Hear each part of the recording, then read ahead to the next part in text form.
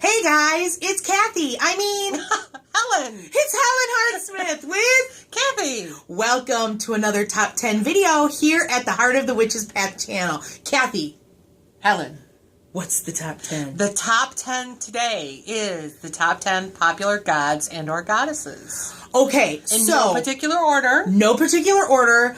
And I'm here to tell you that when we put this list together, we literally thought about when looking at information and popularity and stuff like that. That's how we put this list together, because our goddesses did not make the top 10 that we work with. But my God did. And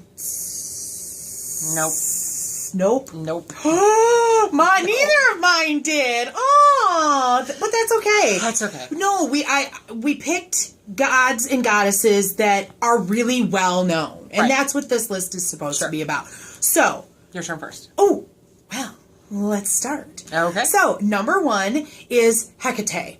Some people might pronounce it Hecate. I think I want to say that I've heard a couple of other variations too. Seems like. Hecate is closely related by some people to both Inanna and Ishtar. Mm-hmm. They believe they have the same kind of origins and stories. Right. So a lot of times they're interchangeable and linked that way. Right. But I think ultimately, isn't Hecate part of the the Greek pantheon? Greek or Roman? Or Babylonian. I never remember which one of those. I don't remember. Greek or Roman. They're so interchangeable that... she's the goddess of the crossroads. Right. She has 3 faces. Right. Yep. 3 aspects. She works with... wolves? Dogs? Wolves. Yeah. And I think snakes, too. Mm-hmm. Yes. Yes. So, yeah, she's a very interesting, very feminist goddess. Aren't they all? Well, They all should be. So, yes, that's Hecate or Hecate. So, some of these are popular in pop culture now also, and number 2 is a very good example of that. It is Thor. Thor, the Norse god of thunder, and also a very sexy man on the Avengers. Yes. Do you need a napkin for that drool? Oh my gosh. Yes. I love the hair. Yes. The beard. The hair. Mjolnir. That too. Yes. Yeah. Awesome. Yes. Awesome. Yes, Thor. He's very popular. Probably the biggest thunder god, that's out there. Next on our list is a really important goddess that a lot of witches will touch base with at some point, and that is Diana, who is the Roman version, and Artemis is the Greek version. We went ahead and just linked those together.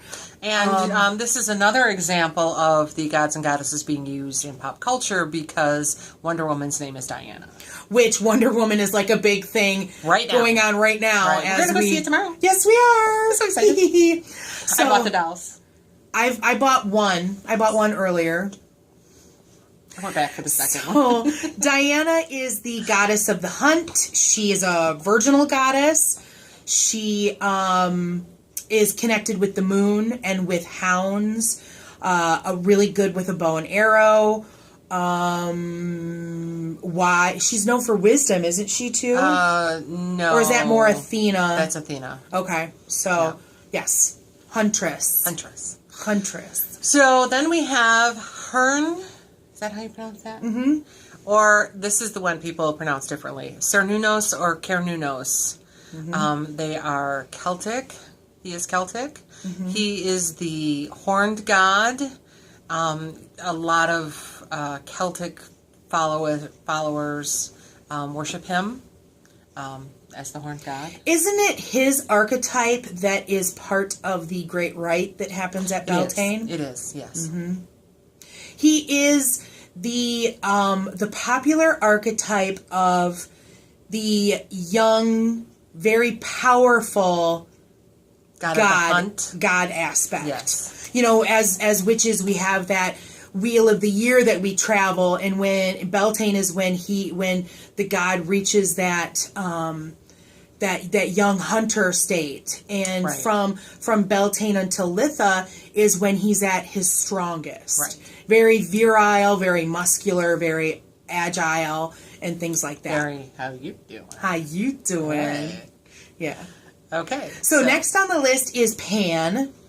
Pan is popular. Pan and Dionysus, or Dionysus. Right.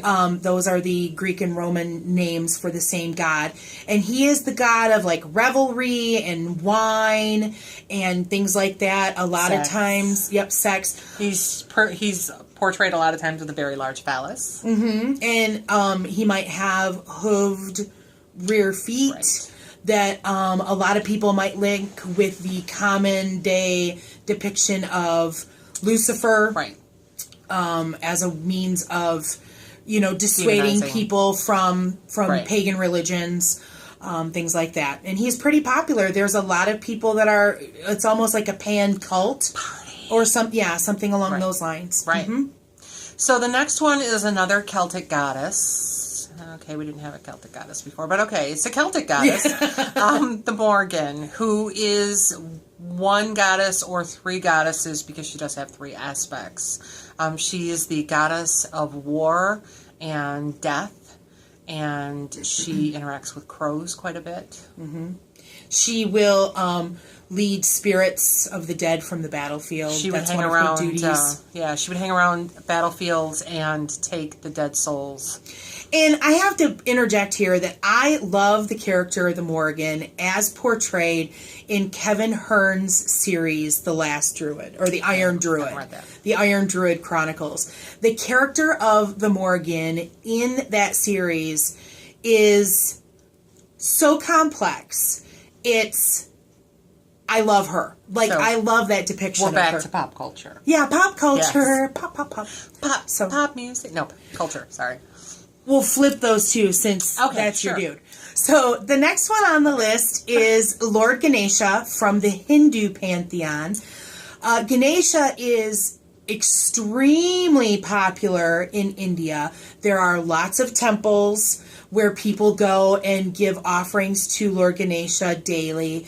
And he is the remover of obstacles and god of happiness.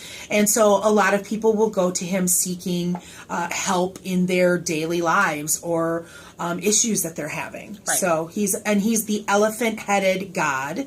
A lot of times he will be depicted with the Om symbol on his palm. Sweets, because he likes sweets. Right. A book. A rat in a book. We talked about him recently. We have. I think we have. Yes. Yes. Okay, so the next one on the list is Apollo, and I apologize. I don't know if he's Greek or Roman. He's Greek. Okay. So And I'm trying to remember what the Roman equivalent is.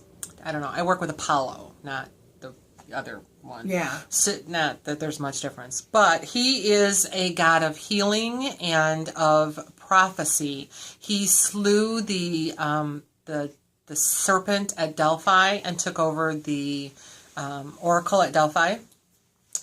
He is also the god of music. And going back to pop culture, let's talk about Battlestar Galactica.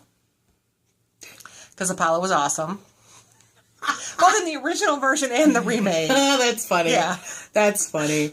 And he's a sun deity too, isn't he? He is a sun deity. Yeah. Right. Yeah. He drives the chariot that pulls the sun across the sun. Yes. Awesome. And he's brother to Athena? They twins or something like that? I thought it was Diana He's Diana. and Artemis. I think work it's with because Apollo. they're twins. Right, they're twins. They're twins, so I believe it's Artemis and Apollo. Okay. So yes, there you have that one. And that also ties back to the Troy movie, because wasn't his temple the one that was Yes. sacked? Yes. Yes. I loved that movie. Sorry. Next on the list may cause some controversy, Well, but I went there anyhow. I would have put it on the list if you hadn't. Oh, good. Yeah. So yes, Because it this is a my god, choice. and it is one of the more popular gods in the world. In the world, and that would be Jesus Christ. Right. Now, you, as a pagan, we don't necessarily worship Jesus. and that's okay. Right. We're not required to worship any god.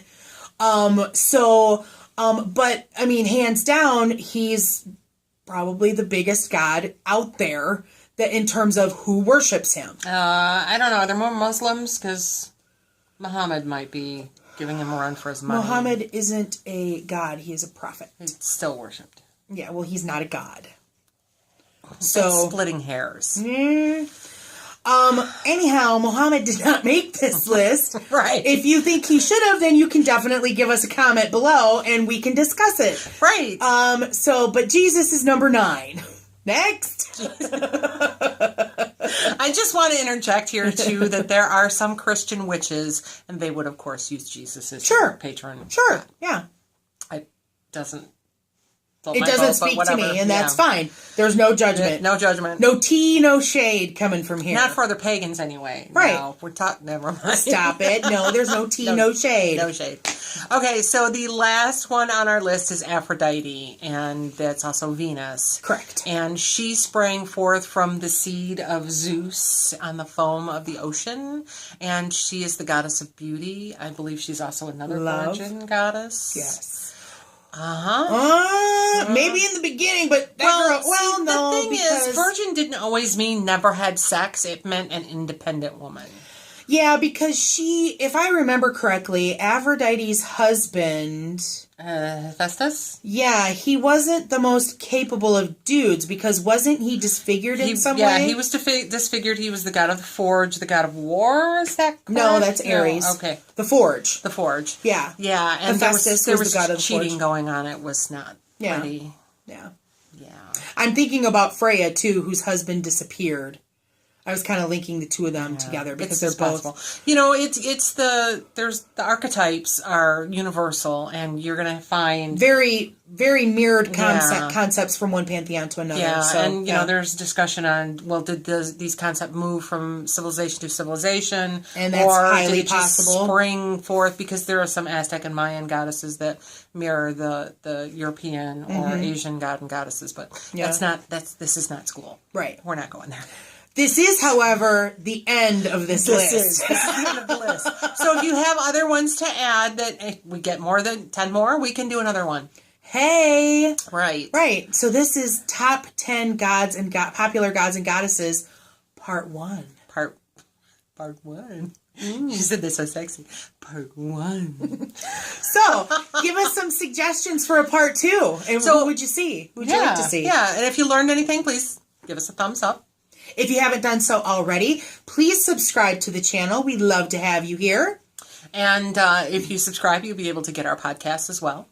Because our podcasts are so much fun to listen to. Bicker back and forth. Back and forth. Right.